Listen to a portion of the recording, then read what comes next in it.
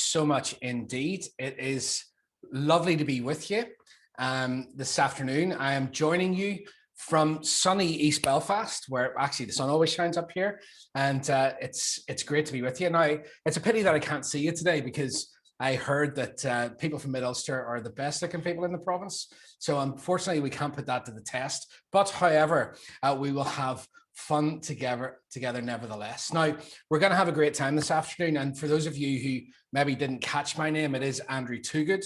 And that's not a, I was asked recently, I was doing a session with a firm and they had some people dialing in from abroad.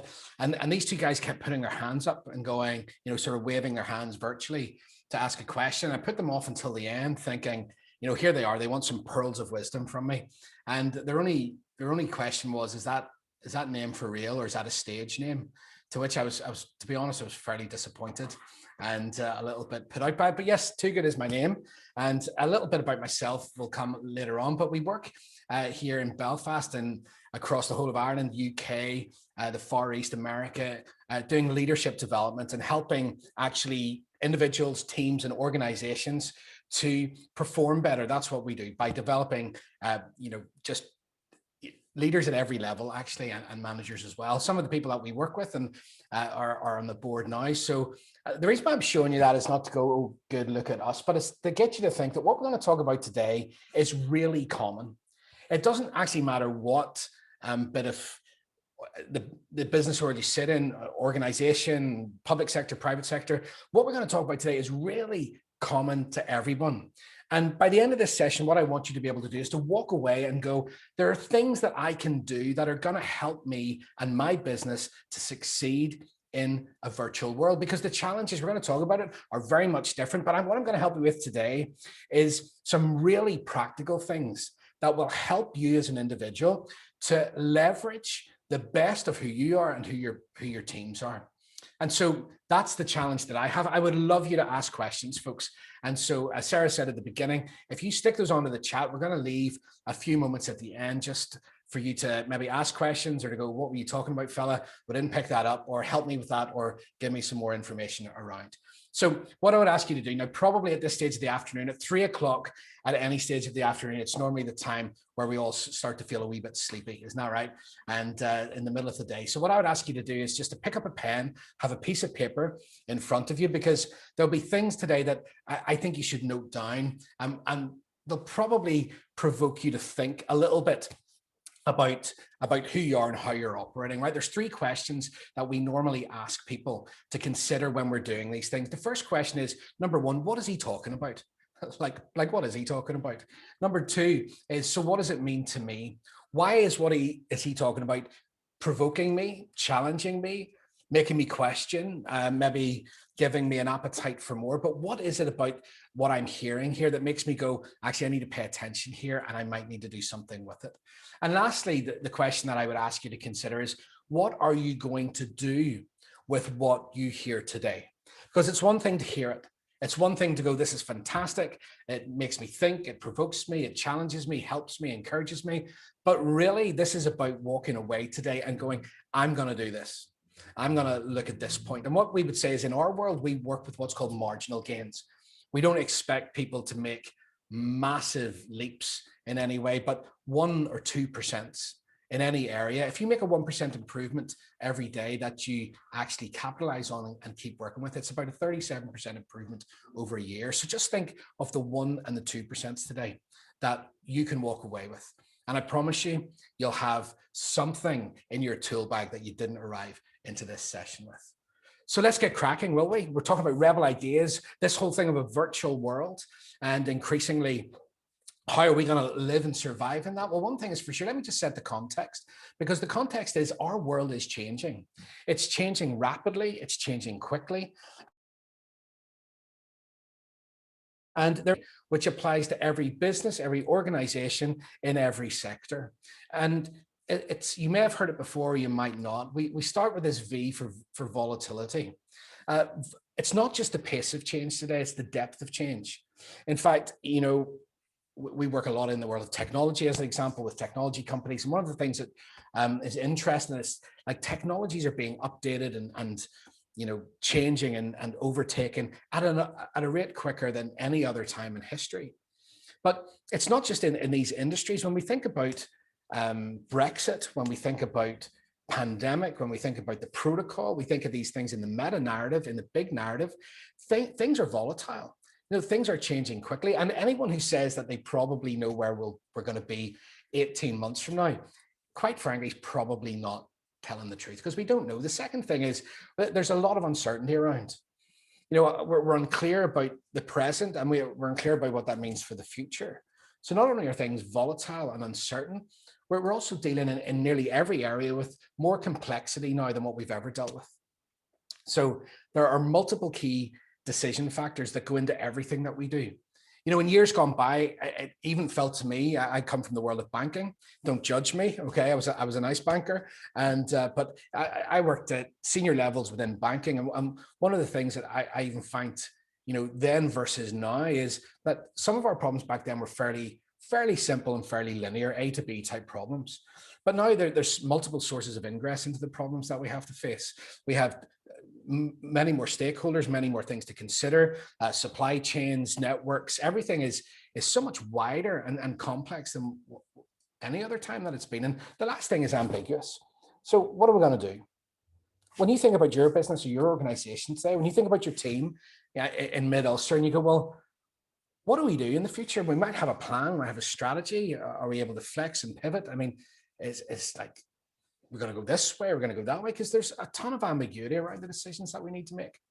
So this is an acronym called VUCA, and it describes the context of the world today, and it describes how everything that we're operating in, and describes what your organizations and your businesses are having to operate in. But there is a way to navigate it, and that's what we're going to talk about today. There is a way to actually tool yourself up, to equip yourself with some new skill sets that you might not have thought about before that will help you to navigate your future. And so that's what we're going to talk about. One thing is for sure, when we think about particularly the world of work and what that looks like, when we think about the future of work, what we do know is that we're not going back to what it was like in 2020, but just before lockdown happened. The future of work is here, and it is hybrid. And that's why we want to look at this virtual world and go, how are we going to succeed in it? Because we can already see things opening up, right? So we have more in-room stuff, in-person stuff happening. But, I don't know if you saw the BBC yesterday. They had an article or a leader saying that only 3% of people in Northern Ireland were saying that they wanted to go back into the office full time. 3%, which is a lot lower than say, mainland UK, or even wider. We do a lot of work in the US, and the figures are much higher than that, but around 3% of adults saying, yeah, I'll go back, which means the vast majority are not in any way wanting to go back. So what that means for us with our clients and our networks, it's not co-located where we were all in offices or exactly remote, but it's in this in-between world called hybrid. And so we've got to figure that out. We've got to figure out what that looks like, because the networks that we're operating in now are much more dispersed. They're much more widely spread. We're going to have to operate between these two pillars, if you like, of in the room and working remotely, and figure out how we're going to do that well, because your success as an individual, your success as a team, and the future of your organization and business depends on it. Because one thing is for sure, like, the context may be changing, the world that we're living in may be changing, but you know what hasn't changed in the middle of it all? It's people. So people are adapting to this new world. But essentially, if we can understand how people operate a little bit more clearly than what we probably had to do before, because the context is forcing us to think a little bit more deeply around how people operate and how we can maximize our relationships with them in this new world, then that will be one of our paths to success for sure. And so that's what we're going to talk about. What are these rebel ideas? Well, we're going to talk about cognitive diversity. We're going to talk about the problems with communicating online. And then I'm going to show you how to bring those two things together so that you can start to go, oh, here, there's a whole lot more to us and open to us that we could probably do than what we've seen before. Because I'm not saying that what happened before pandemic was bad in any way. Of course, it was great. It's just different. It's just different now. And if you're wondering what the skill is that underpins most of the future in terms of particularly in leadership development, management development, and organizational development. It's this ability to be agile. So agility is king. The ability to pivot and to shift and to flex. Sure, it was Darwin who said it years ago, didn't it? It's not exactly new wisdom, because he said it's not the strongest of the species that survives, but it's the one that's most adaptable to change. And so today I'm going to encourage you in that and challenge you in that to go, how agile are you? How open and willing are you to change? This is an area of study that we train out called learning agility. And the people in Harvard University and Harvard Business School out there go, about 15% of people who lead businesses, only 15% measure as what we call learning agile. And in a quickly dynamic changing world, one of the things that's going to underpin your success is your agility, your ability to move and to pivot and to flex. So I'm going to show you how to do that. I'm going to show you where you can start anyway, and hopefully you will enjoy it. Now, I don't know about you, but my world has looked a whole lot like this. Holy smokes, right? For the last 18 months, we work all over the place. So I was often found on airplanes and traveling and all sorts of stuff, and actually getting to get up close with people and do what we do. It was fantastic. Then we're thrust into this world where, it's maybe not as bad as what it looks like on the screen, but you all get the point, don't you? We have all of these different ways of connecting now. And quite frankly, most of the time, I think most people get sick of it. We kind of go, we've had enough, but we don't have the option to hang up. We've got to figure out how to leverage it to make it better. I saw this and it just made me laugh. If you think about any standard kind of call online, all right, there's me talking, those wee bits. Then there's them talking, right? But most of the time, I'm just looking at my face. I just thought, how true is that? That made me chuckle. I'm just going to, I don't know whether you're laughing or not, but that made me chuckle. I thought, isn't that the truth? You sit there and you go, and quite a lot, or you're looking behind to see what their bedroom's like, all that kind of stuff. And so I kind of think we've got to the end of it all, but here's the problem. This ain't changing. In fact, Microsoft produced some really good statistics recently where they said the amount of time that we're spending in these in-person meetings, in the chats, the amount of time in meetings, emails, chats, they took trillions of data points from the Microsoft Teams and Office 365 products and started to analyze them, anonymize them and analyze them. And so what we see, this thing of digital overload is real and it's climbing. So people are spending way more time online, but there's a few caveats I want to tell you about. This is why we need some different rebel ideas to make this different, because it's one thing to spend all that time online, right? But the problem is it's making us really tired. If you look over here, you'll see that about 54% of people are feeling overworked and people are feeling increasing levels of exhaustion. There is a human cost. I don't know about you when you think about this, but I know for me, like things like the start and the end of my day have become nebulous concepts. I don't know when it starts and when it ends. I just know that my hours seem to go further into the evening, and it starts a little bit earlier at times. And the result of that, particularly when I'm doing this, particularly at the beginning, I was just trying to figure out how we established our business in a virtual setting. But it was tiring, and I find it tiring. I don't know how you find it. Because I'm spending much more time in this channel. You would think actually that if it was just a case of it being tired, that would be one thing. But actually, one of the things that we're understanding in this world as well is that the teams that we work with are becoming more siloed. So again, Microsoft help us with this, where they go, we're working in a much narrower frame. So the things with businesses and organizations is we tend to work much more closely with our immediate team, with our close networks. And outside of that, there's been a marked decline in our interactions with other people, because it's just hard work.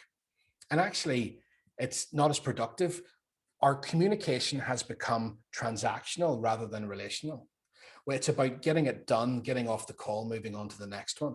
And so what we don't have then is time to be like innovate. And for businesses, this is something that you need to think about in organizations, that has a direct impact on the things like innovation, problem solving, decision making, collaboration, learning and development, stuff that would normally have happened in the normal run of working together. Those things are now at risk because they won't be given the same attention. So with all of that said, all right, all of that said, what are we going to do? How do we figure it out? Well, let me help you with it, because these skills of the future are what we call advanced cognitive skills. And I'm going to show you today how to leverage cognition so that you can have a much better result. Now, where will we start? Well, a guy called John Dykstra has this great quote. He was an Oscar-winning special effects guy, and he said, if you understand how the real world looks and feels and sounds, it's much easier to create a virtual version of the real world. So what he's saying is we need to understand our world as it was and then adapt it into how we can operate into the future. Because some things, like I said at the beginning, some things just didn't change, like people. So if I was to ask you today, like we're talking about communication here, right? And how we can leverage cognitive diversity into it. If I was to ask you to define communication, well, normally what would happen in a room if we were all together, we would be filling the wall. Remember those days where you'd fill the walls full of flip charts and you'd put loads of words up, just fill the flipping walls. And then what will happen is a day later, when you're back at your desk and it's all going wrong, you don't remember what's on the flip chart. Let's get real, right? It was kind of nice when you were in the room, but it doesn't really make a difference. Well, it's Mike Tyson actually said this. He has this great quote where he goes, he's describing the people who would come and fight him. And he said, everyone's got a plan till I smack them in the mouth, which I just use. I don't know, isn't that true? Life's like that, isn't it? We've all got a plan till we get a smack in the mouth. So let's boil this down to its constituent parts so that you know how to leverage it. I love words. I again, a bit geeky, but I love etymology. It means the study of words. So I read about words. Don't judge me. It's something that passes the time. I bought a Latin dictionary very recently in Bargain Books because it was a £5 and you couldn't walk past it for a £5. So I brought it home and I'd left it at one point on the dining room table at home. And my teenage son walked past and picked it up. And he said, Dad, what's that? I thought it was a request for information, but so I answered, it's a Latin dictionary. And he cut me dead and he went, you're a flipping weirdo. And I laughed to myself and I thought he's probably right. But if he had read that book, you know what? He would have discovered that the root of the word communication is the word communist, and it means to get in common. You see, so many people talk about communication and they talk about the tips and the tricks and all of that's important. But essentially what we need to understand is in an increasingly separated world, the skill of getting in common with people is absolutely critical. Now, in the real world, we have lots of ways to do that, but we need to amplify and amp up some of the best of the real world into a virtual environment. But make no bones about it. I have met many great speakers. I've met many people who can stand on their feet and talk, but that does not mean that you're a communicator. Coming onto a Teams meeting or a Zoom meeting and rattling through stuff does not equal communication. In fact, what I would say to you is, the acid test of communication is, do the people on the other end of the interaction walk away from you, owning it, feeling it, believing it, seeing it, and doing it as you own it? Is what is yours now theirs? That is the gift of communication, how we get in common. And in a virtual world, there's just some things that we need to be super aware of from the real world that we amplify into the virtual world. Sidney Harris said this. He said that the two words information and communication are often used interchangeably, but they signify very different things. Information just means giving out. Communication means getting through. So let me show you how to do that. Listen, I hope you're doing okay. One of the great things about doing webinars is you feel like you're talking to yourself, and which, to be fair, I do quite a lot because it's the best conversation I get. Sometimes is when I talk to myself, but you can just wave your hand at me and go, Andrew, we're doing good. I'm still here. I'm not watching Homes Under the Hammer just yet. So you've got a bit of time. So just give me a little wave there and just let me know that all is well. So let's have a look. All right, let's have a look at this. Let's go a wee bit sciencey for you today so you learn something about yourself. This is what happens every day in life, right? So when it comes to comms, what happens in the real world that we want to bring in to the virtual world? Well, your life's full of perceptions. Days are full of perceptions or activating events. So you walk into the room, you switch on your camera, you take a phone call, you have a conversation. And what happens is very quickly, the first bit of our response, our brain response, is actually an emotional response. how we feel. It's the limbic system. The seat of decision making is emotional. It's our first response within a fifth of a second. After that, we have this cognitive appraisal, a more logical response to what's going on, and then we make a choice.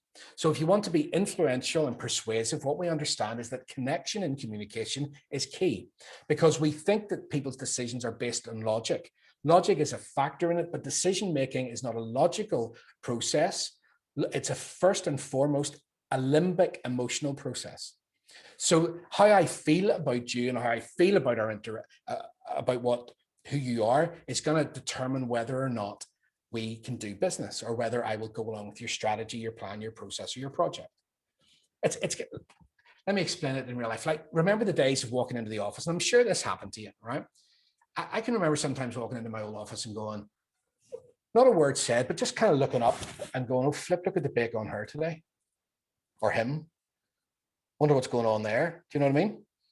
And you feel it and you go, oh, flip. Well, probably you people are all lovely in Mid-Ulster and it would never happen, but I know for me it did. You know, or you go, flip, what's going on? Because you just perceive it and then you go, oh, I'm not sure about that. And then you try to work out what's happening. Or what about those people that you've met before and maybe met them for the first time and you go, I'm not sure, but you know, just you walk away going, I'm not sure about him or her. Just don't know. Or conversely, you probably go, there's something about them I really like. Oh, for me, kind of clicked. It's because actually these things are happening at a fairly, you know, subconscious level, if you like. We perceive things, the brain perceives things and then responds emotionally to it, and then has an appraisal in a logical way, and then makes a choice. And that is with products, services, and people. And so when it comes to communication and getting in common, what we need to understand is the way that you will get in common. I'm going to set this up for you is through these three things: through our body language, our nonverbal communication, which is posture, movement, gestures, eye contact, facial expression, etc. Paraverbal, which is also called paralinguistic. That's the tone, the rhythm, the emphasis, speed, and pitch. Well, how we give meaning to the words that we use. And then, of course, we have the words here at the end. Now, most of you have heard this before, but that's not the point. Because if I was to ask, you know, generally what happens is that there's this disconnect between common sense and common sense and what we do every day, all right? So people go, yeah, it's common sense. Now, well, why is it not common practice? Why are you not doing it every day? But what's interesting is that in the real world, the way that we connect with people primarily, well, if I was to ask you, when was the last time you did a presentation? When was the last time that you did a retro, a stand-up, a briefing, a client meeting, a pitch, a presentation, whatever it happens to be?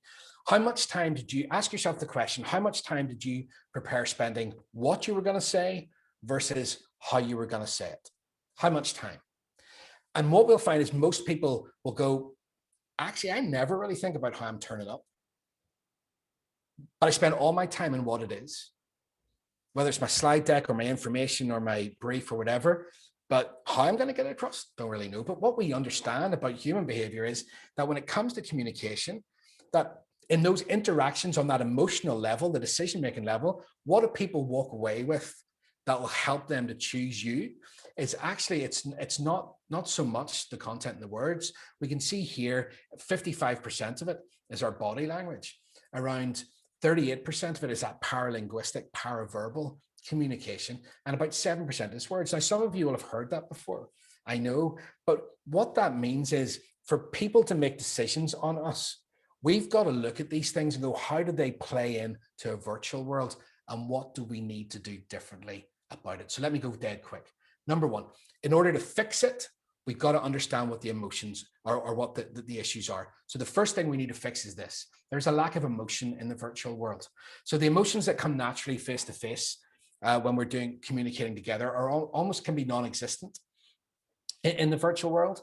So every communication, if you like, is two simultaneous conversations going on at the same time. There's what you say, okay, the actual content, and then there's how you're saying it, you know, which is the non-verbal and the paraverbal. They're both essential and they're both very different. But what happens is when we take emotion out of things, we become transactional, less relational, and people find it harder to connect with us. So this virtual space has made it very difficult for us to connect.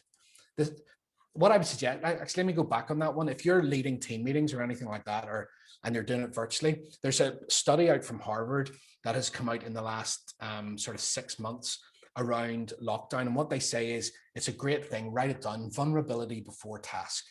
Vulnerability before task.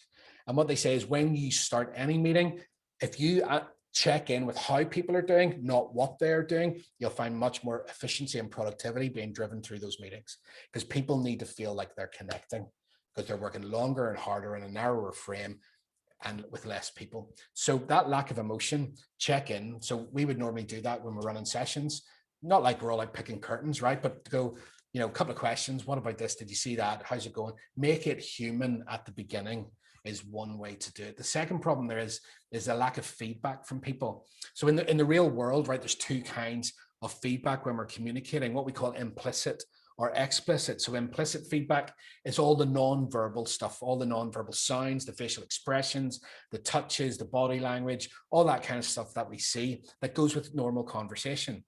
Explicit feedback, on the other hand, is that straightforward, unvarnished, simple communication that we get from others.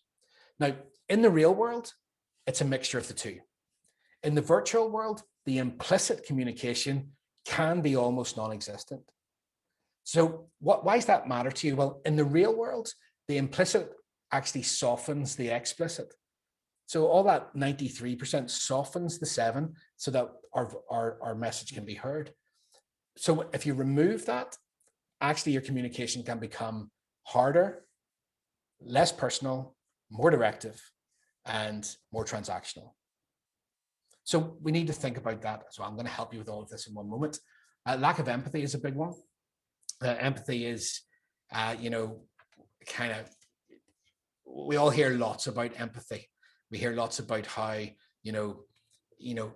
compassion, sympathy, and empathy, they're all different, right? But empathy is, I feel with you.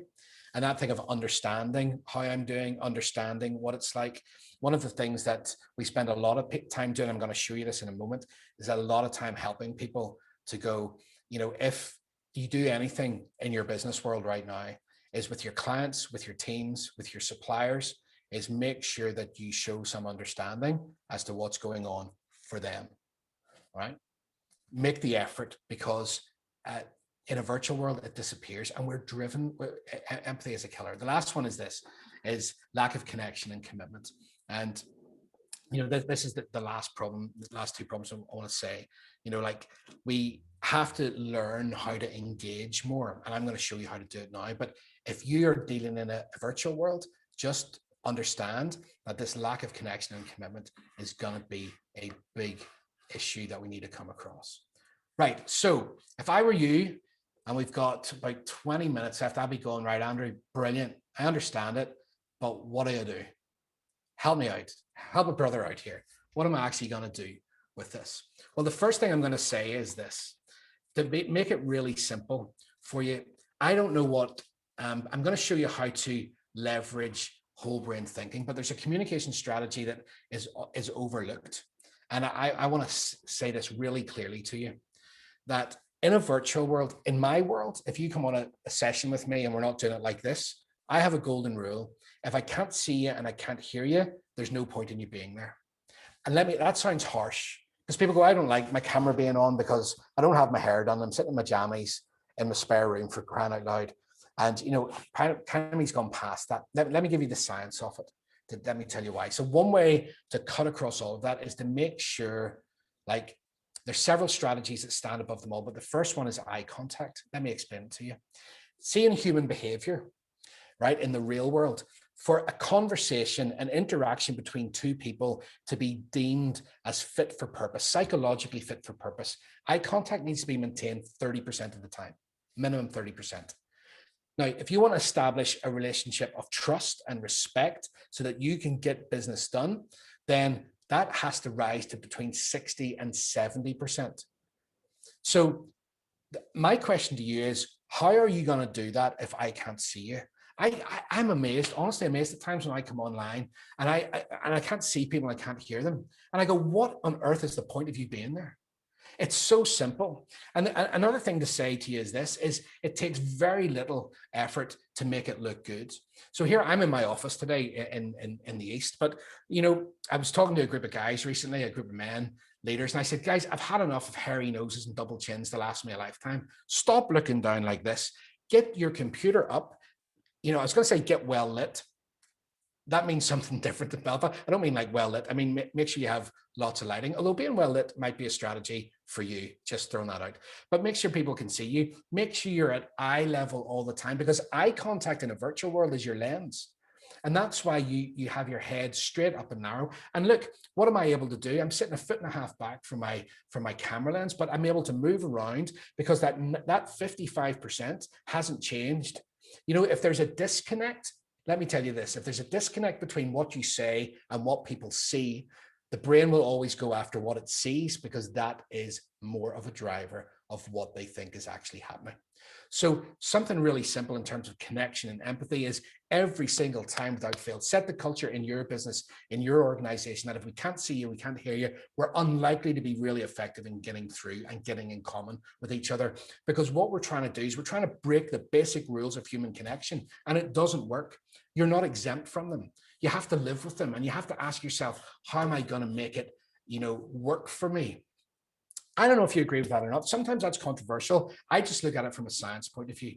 And I go, look, I don't know, when there's all this other stuff that we're fighting against, don't make it harder for yourself.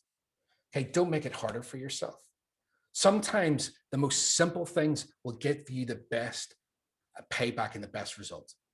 But let me just drive it up a notch here for you, because not only is it this kind of simple stuff around, let me see it, 70% for trust, respect, all that kind of stuff that we understand. All right. Everything that you do runs in thinking. Everything that happens in an organization, every organization runs in thinking. Let me tell you what the rebel is in these rebel ideas. If you want to leverage better results, okay, then leverage better thinking. And because every strategy, every decision, every meeting, every product, everything that goes on starts off as a thought in people.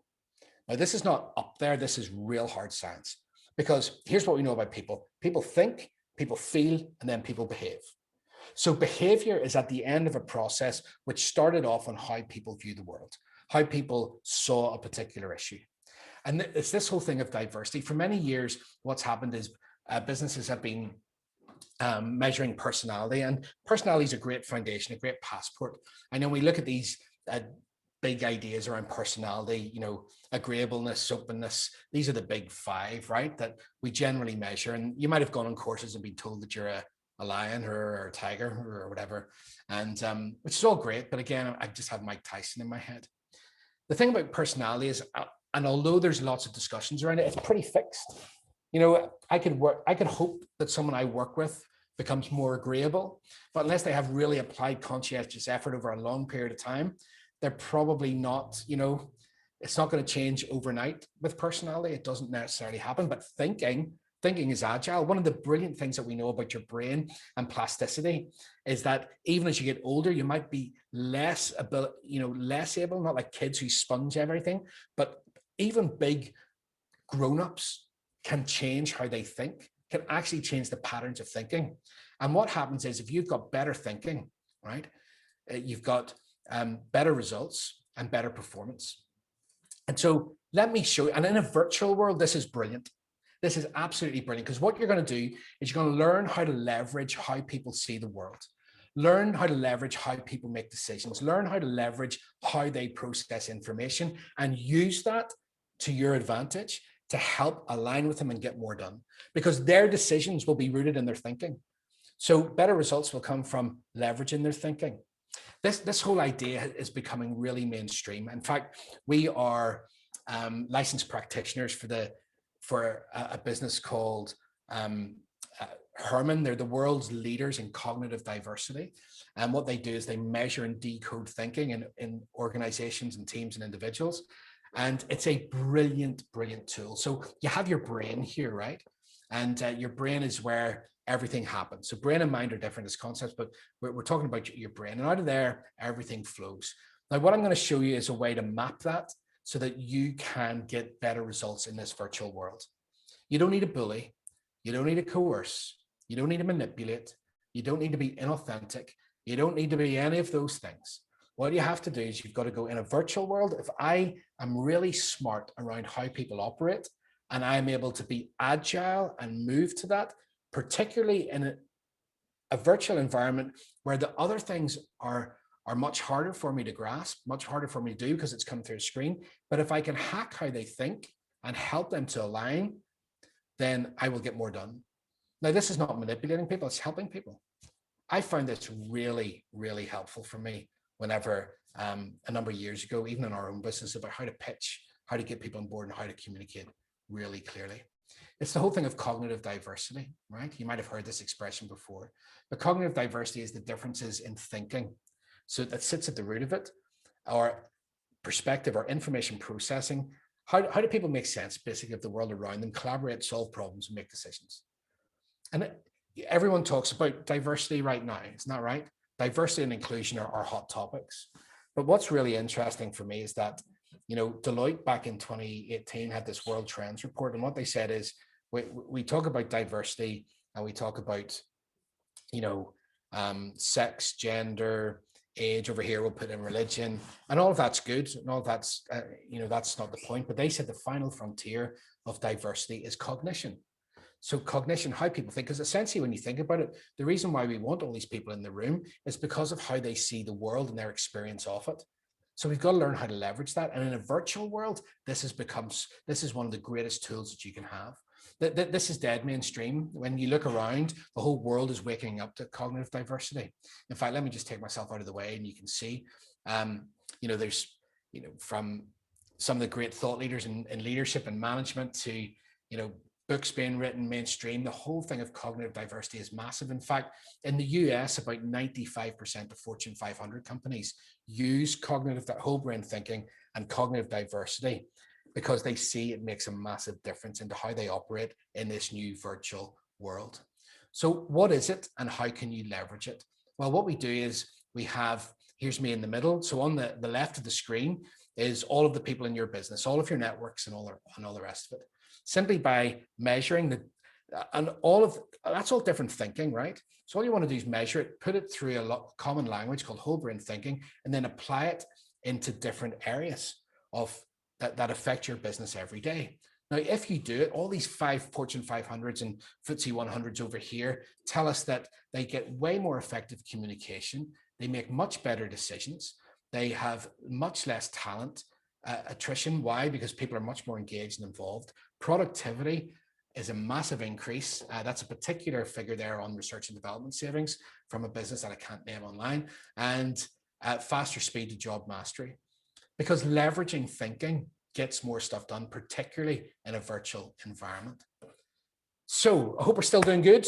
Everybody's still doing good. Just give me a wee thumbs up because I have no idea whether you are or not. But let me just tell you what it is and how I'll give you one practical application of it. Brilliant. So this is your brain. This is what we call a first order engineering approximation to how your brain works. Your brain processes information in 4 ways. You're not one of these solely alone. Your brain is always using all of it. People used to talk about left and right brain thinking. And what we know now is it's whole brain thinking. Okay. But let me just explain it to you. The first way that we tend to process information is very analytical, factual, critical, rational. This is very high level. There's lots of layers underneath this. But it's the kind of thinking that asks, what are we talking about? What's going on? What is it? Right? Budgetary type stuff, finances come in here, technical stuff is what we call cognitive system A. You'll find this particularly in like software developers, accountants, engineers, that kind of thinking.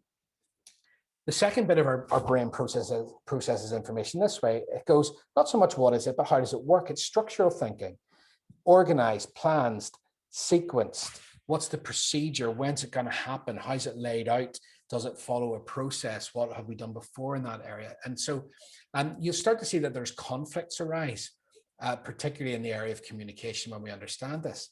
The system C thinking is relational. This is empathic, interpersonal kind of thinking. This is the kind of thinking that processes something that goes not so much what is it, but how does it work? but how do I feel about it?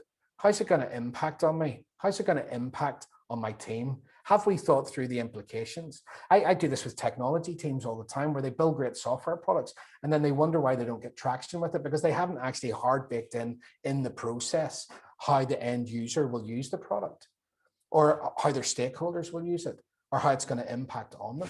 And lastly, we have the kind of thinking which is very experimental. It asks why. What are our ideas? It is able to hold lots of different thinking at the same time and go, well, we could do this. What about that? Much more creative, strategic kind of thinking. Now, you do all of these all the time. The problem is you have a preference, or the fact is you have a preference for some kinds of thinking over another. There's nothing inherently wrong with that. That's what makes you good. The issue is when you choose one kind of thinking over another, you create a gap, and there's where the difficulty is. But in this virtual world, if you can learn to leverage your gaps and those of your team, and we can help you with that by decoding your team and measuring you as individuals and as teams to show you where your gaps are, and then give you clear strategy to drive better performance. Then if you can do that, particularly in the virtual world, that person sitting on the other side of the screen actually will be much more likely to connect with you, go with you, and you will make yourself put yourself in a much better place to be heard. All right, and to be understood, and for them to actually buy from you. So let's make it practical. If we think about communication, if it's true that people's brains just think in all these different areas, and in a virtual world, the whole thing of cognitive diversity will be my greatest tool. How people think is how they make decisions. So let me really get them at the level of their thinking. How does that apply to communication in a virtual environment? Well, let me help you with something. If we just look at this to finish, okay? So how does each preference actually communicate? So if I had all of you and I was able to look at you right now in the room, or I was sitting down to pitch to a new client or whatever, here's what I can do. I'll go back here. Here's what I can do in that. I can either just take a whack at it and do it the way that it makes sense to me, or I can be much smarter in this world.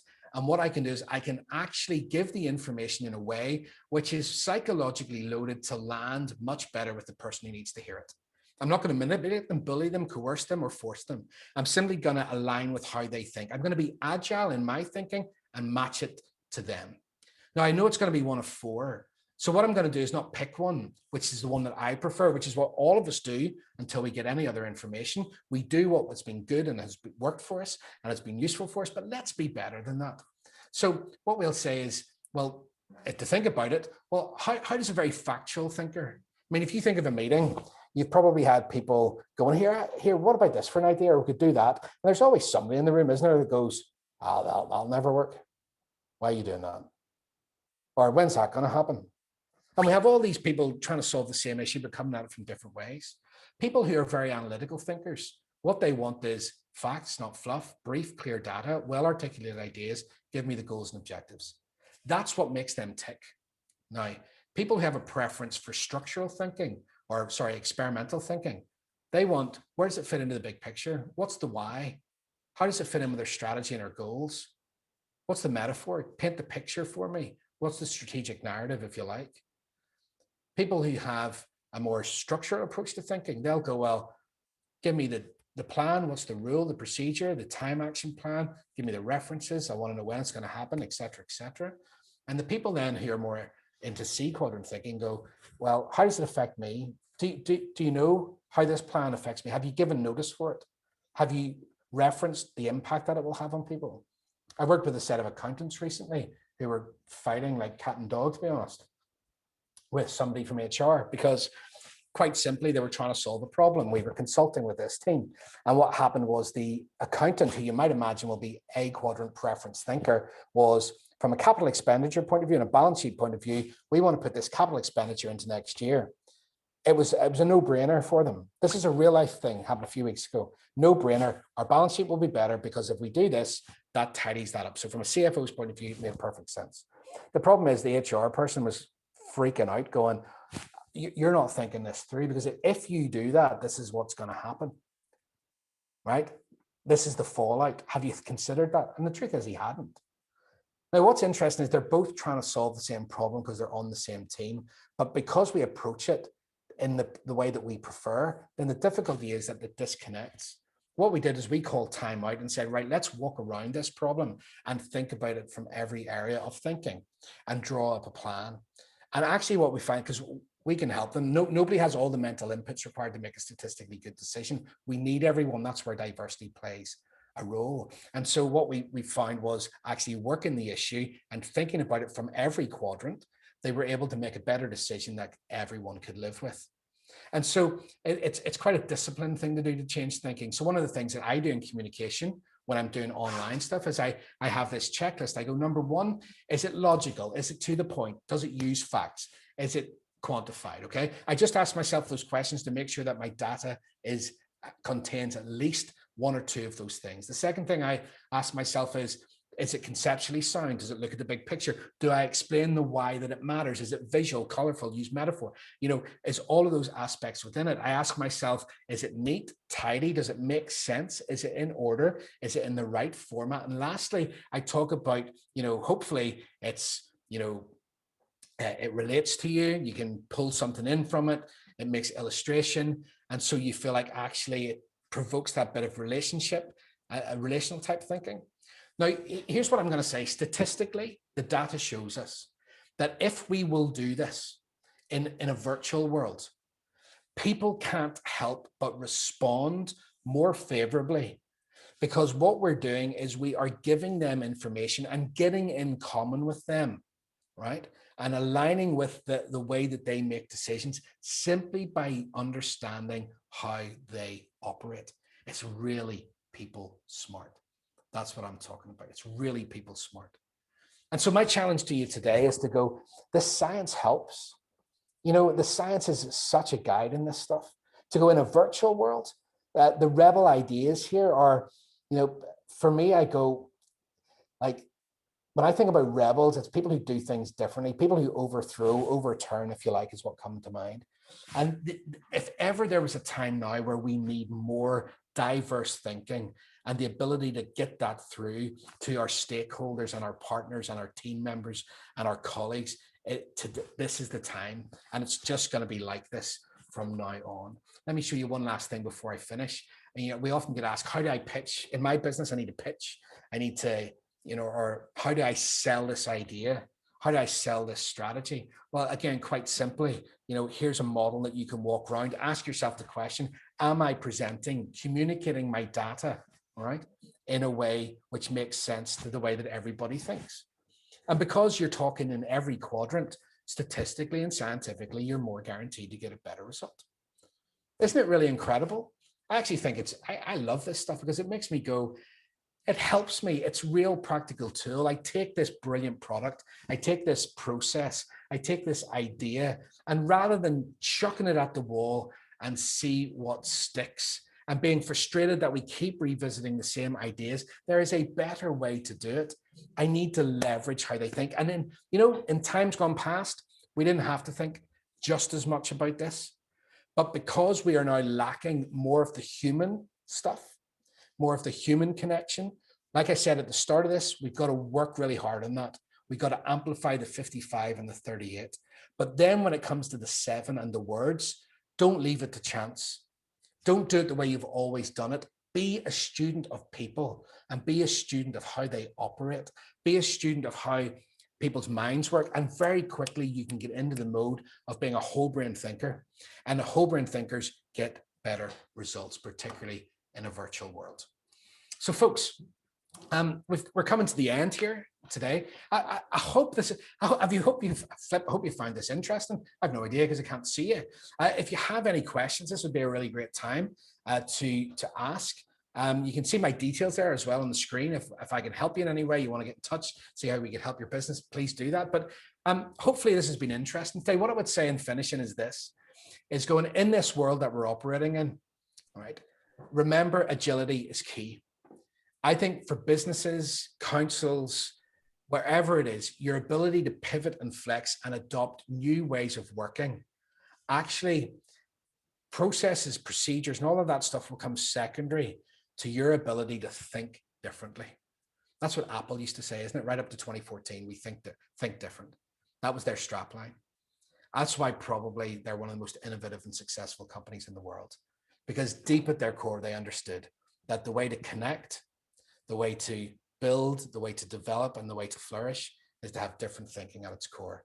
And that's the most relevant of ideas for today, is what I believe. So thank you so much. Hopefully that was helpful, and hopefully you've enjoyed that, and it made you think anyway. Thanks so much for having me. Do we have any questions there, Sarah? Yes, we do have a couple in, if you don't mind. Just they're really good ones. The first one really is, do you think there are any particular fields in which having cognitive diversity in a team or workforce is more important? Any sort of industry or field? No, I think they're all, it's whatever your industry or field is. I think that the days that we live in, because our problems are different, right? And they're complex. I think that we have a lot of experience in technology, accountancy, that sort of, public sector type stuff. And what's interesting is, a lot of what we do repeatedly is just as a result of poor thinking. And sometimes, what do we need today? We need to be really innovative. We need to be really more collaborative. We need to, make better decisions. We need to be more creative in our problem solving. All of those things are advanced cognitive skills underpinned by cognitive diversity. So I would say this, that the brilliant thing about cognitive diversity is it says to people, the way that you see the world is valid. We want to hear it. We might not always take it on board, but you will bring something that some of us don't see. We have a wider session on this where we talk about the problem in organizations. And whenever I hear somebody go, does this apply to me? I go, that there's a thing called homophily, which is that we like people who are like ourselves. Birds of a feather flock together. Isn't that what Plato said, or Aristotle, somebody like that, somebody dead old anyway, right? Some back in the day said something like that. But what happens is it's actually chemical. If you agree with me, it's a chemical thing that happens, hormonal response. So I like people who are like me. The problem with homophily is that it's this process of osmosis where we squeeze the diversity out of people. And what happens is we reduce innovation, collaboration, decision-making, problem solving. And I can't think of an industry, organization anywhere that doesn't need more of that, even in process. One of the things, even we're involved in some things where we're encouraging people to challenge what goes on. And it's not dissent for the sake of it. It's what we call constructive dissent, right? Not just being a troublemaker or a team wrecker, because we're about building teams, but constructive dissent is one of the best things that you can have in any organization. The other thing to be aware of if you're a leader or a manager today is that we suffer from this thing called dominance hierarchy, which means that most people just subjugate themselves.